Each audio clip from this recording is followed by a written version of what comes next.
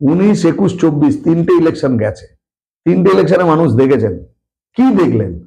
যত দিন যাচ্ছে বিজেপি তত কমছে আর তৃণমূল তত বাড়ছে। ট্রেনে বাসে ট্রামে আলোচনা হচ্ছে যে এরকম একটা চোর, দুর্নীতিগ্রস্ত, খারাপ কতগুলো লোক বারে বারে জিতে যাচ্ছে। পার্থ চট্টোপাধ্যায়, তার বান্ধবী, তারা দুজনেই ক্যান্ডিডেট হয়ে যেতে পারে তৃণমূল পার্টিতে। তারা আবার এমএলএ হবে, তাদের শিক্ষারও দায়িত্ব দিয়ে দেওয়া যেতে পারে, মন্ত্রী করে দেওয়া যেতে পারে। অসুবিধা কি আছে? কিচ্ছু নেই। তা এই যে ব্যবস্থাটা ভাঙতে হবে, তো এইটাই তো বিজেপি রাখতে চায়। সিনিয়র ওর তৃণমূলের সবাই আবার ক্যান্ডিডেট হওয়ার জন্য ওয়ার্ম আপ করছে, তাই না?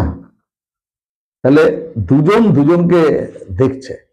কমন ইন্টারেস্ট হচ্ছে সিপিএম কে শেষ করতে হবে, সিপিএম কে আসতে দেওয়া যাবে না। তো সিপিএম এলে কি হবে? যদি 10টা বিধানসভার মধ্যে সিপিআইএম থাকতো, কি বলতো? এই মানুষের জীবনের কথাগুলো এখানে বলতো। আজকে ওখানে বলার কেউ নেই। তাহলে রাম মন্দির, জগন্নাথ মন্দির এই হচ্ছে।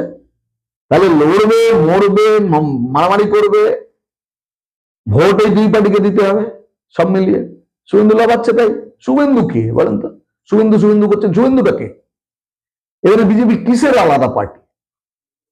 অর্ধেক টাইম বিজেপিকে মুকুল রায় চালিয়েছে। সেই মুকুল রায় একটা সময় আবার তৃণমূল করেছে। আপনি শুভেন্দুকে বরং জিজ্ঞেস করুন যে ও কবে তৃণমূলে আবার যাবে। ওকে কতদিনের জন্য লিয়ে এনে নিয়েছে বিজেপি? তৃণমূল ওকে ছেড়েছে কতদিনের জন্য? বিজেপির নেতা ফেতা কিচ্ছু নেই। আরে পার্টি চালাতে গেলে তো নেতা লাগে, যারা বাংলা বুঝবে, বাংলা ডেমোগ্রাফি বুঝবে, বাংলার ভূগোল বুঝবে, এরকম লোক নেই। তাহলে এই বোঝার লোক নেই যখন, তখন ওকে কে চালাবে? গাইড কে? কোচ কে? তাহলে তৃণমূলকে বললো তুমি লোক দাও, আরএসএস বলে দিল যে তুমি লোক দাও, ও পাচ্ছে না, দেখছো না?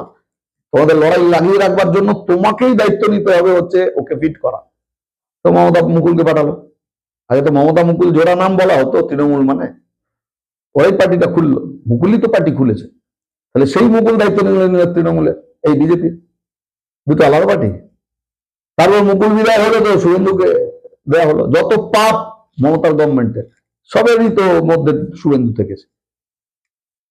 সাদা পাঞ্জাবি পায়জামা পরলে কি মানে সুন্দর লোক হওয়া যায় না?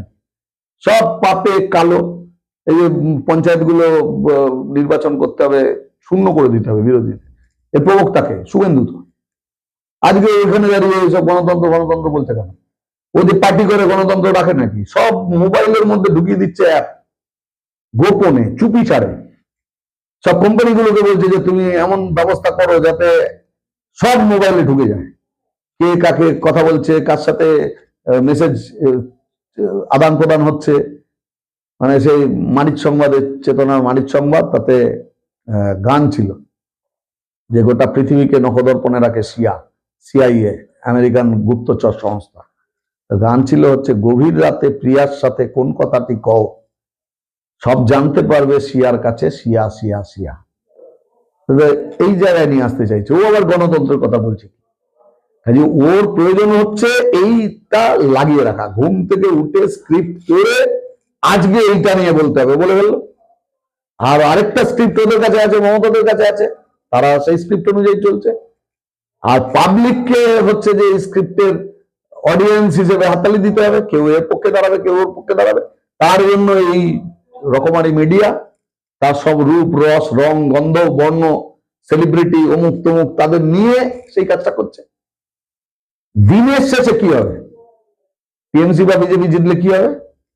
হিন্দু আর মুসলমান, আদিবাসী তপশিলি জাতি উপজাতি, গরিব মধ্যবিত্ত, সব মানুষের বাড়িতে জোর করে আদানি আর আম্বানিদের উদর ভরানোর জন্য স্মার্ট মিটার বসাবে। অসংখ্য বাড়ি নিষ্প্রদীপ হবে, ঘন্টার পর ঘন্টা আলো থাকবে না। ও বাঁচাতে চাইবে সাশ্রয়, যেমন খাদ্য, চিকিৎসা, শখ আহ্লাদ। কম্প্রোমাইজ করে তো মানুষ, আর্থিক দুরবস্থার মধ্যে থাকা মানুষ। ছেলেরা মেয়েটার লেখাপড়া করবার স্বাদ পূরণ হয় না, জীবনে কোনোদিন কোথাও বেড়াতে যাওয়ার স্বাদ পূরণ হয় না, একটা ভালো কোথাও খেতে যাওয়ার ইচ্ছে থাকতে নেই, বাবা মা স্বামী স্ত্রী কারো চিকিৎসা সেটাও ঠিকভাবে করাতে পারবে না আর্থিক অভাবের কারণের জন্য। তাহলে এই যে ব্যবস্থা হয়ে আছে, এখন কথাটা হচ্ছে যে আমরা এদেরকে এনে আলটিমেটলি তারপর কি হবে? তখন কেউ, এই স্মার্ট মিটারের আন্দোলন যখন চলছে তখন বহু লোক এসছে, অ্যাজিটেশন হচ্ছে, মেয়েরা এসছে, বিশেষত মহিলারা অনেক পরিমাণে এসছে, মুসলিম হিন্দু দুই অংশের গরিব মানুষ। আমি বললাম, আচ্ছা দিদি, আপনাদেরকে হিন্দু কার্ড দেয়নি? তাহলে হিন্দু কার্ডটা কি? আমরা হিন্দু কার্ড দেবে, আপনি কার্ড দেখাবেন, আপনার বিদ্যুতের বিল কম আসবে, স্মার্ট মিটার লাগবে না, সাবসিডি পাবেন। বলে এমন হয় নাকি? এমন হয় না। বললো না, কিরকম, এটা কিরকম বলছেন কথা। আমি মুসলিম যারা এসছিলেন তাদেরকে বললাম, আচ্ছা দিদি, আপনাদেরকে মুসলিম কার্ড দেয়নি? বলে মুসলিম কার্ড? হ্যাঁ, মুসলিম ভোট নিয়ে তো দিদি ক্ষমতায় আছে। আজকেও কেমন স্টেটমেন্ট করেছে গতকাল, কালিদাস হয়েও না, যে গাছের ডালে বসে আছো সেই গাছ কাটতে যেও না। আগে বলেছিল কাজে বামপন্থীরা যে গরুর দুধ 26-এর নির্বাচনে অনেক বড় লড়াই, কমিউনিটিকে মানুষ অনেক বড় লড়াই করে, কি চোখে দেখে, ঠিক এই চোখেই তো বিজেপি দেখে, তাই দেবে না। হিন্দু বা মুসলমান কার্ড দেখিয়ে বলতেই তো পারে যে তুমি ভাই এত বড় নার্সিংহোম, এত বড় হসপিটাল, আর দেখো আমি তো হিন্দু বা আমি মুসলমান, আমার বাবা, আমার স্ত্রী, আমার ছেলে এরকম অসুস্থ, তাহলে আমি কার্ড দেখাচ্ছি, তুমি ধর্মের কারণের জন্য আমাকে কমে দাও। এই কার্ড দেখিয়ে দুটো গভর্নমেন্টের কাছে গিয়ে বলুন আমার ছেলে কেন চাকরি পাবে না, আপনি চাকরি দিন, গভর্নমেন্টের ভালো চাকরি দিন, লক্ষ লক্ষ শূন্য পদ রয়েছে। কেন দোকানে গিয়ে সে বলতে পারবে না এই হলো আমার কার্ড, আমাকে কম পয়সায় দিন? তাহলে এরকম হয় না। তাই বললাম, বাহ, এটা যখন জাগতিক জীবনে হয় না, তাহলে ভোটের সময় কেন হিন্দু আর মুসলমান চরণ করানো হচ্ছে যে তুমি হিন্দু হলে বিজেপিকে ভোট দাও আর মুসলমান হলে তৃণমূলকে ভোট দাও? চিটিংবাজি না এটা? তাহলে এই চিটিংবাজেরা কতদিন থাকবে?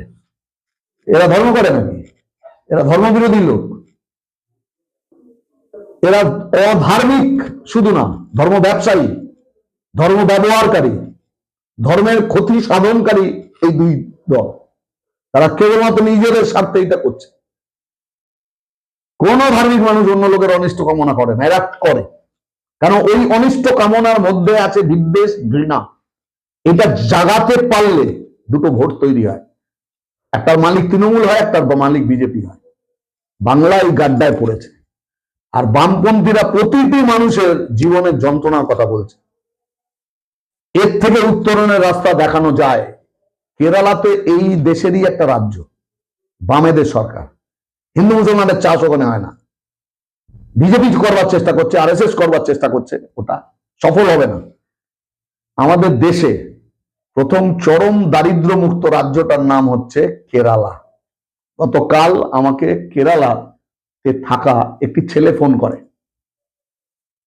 ছেলেটি আমাকে উইশ করে দিয়ে বলে আপনার নাম্বারটা আমি জোগাড় করলাম, আমি কেরালা থেকে বলছি, পরিযায়ী শ্রমিক। তখন তোমার বাড়ি কোথায়? বললাম আমি বাঁকুড়া জেলায় থাকি। তখন কি কাজ করো? বললো আমি কনস্ট্রাকশন ওয়ার্কার। বললাম কত টাকা রোজ পাও? বললো 800 টাকা।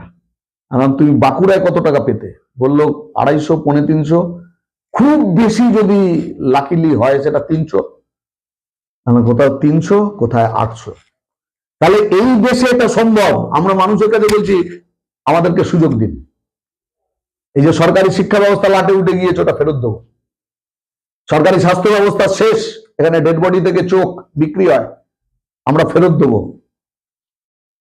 আমাদের সবাইকে গরিব করে রেখে দেওয়া হয়েছে। আর ওখানে যদি 800 টাকা রোজ হয়, তাহলে একটা পরিবারে, খেটে খাওয়া মানুষের পরিবারে 2-3 লোক কাজ করে, তাহলে কি দাঁড়ায় রোজগারটা মাসে? কত টাকা হতে পারে? তাহলে এটা হতে পারে। আরেকটা হতে পারে, হিন্দু মুসলমান করো, কুর্মী মাহাতো লড়াই, তাকে ইন্ধন লাগাও, মতুয়া অমতুয়া এদেশীয় উদ্বাস্তু বিভাজন তৈরি করো,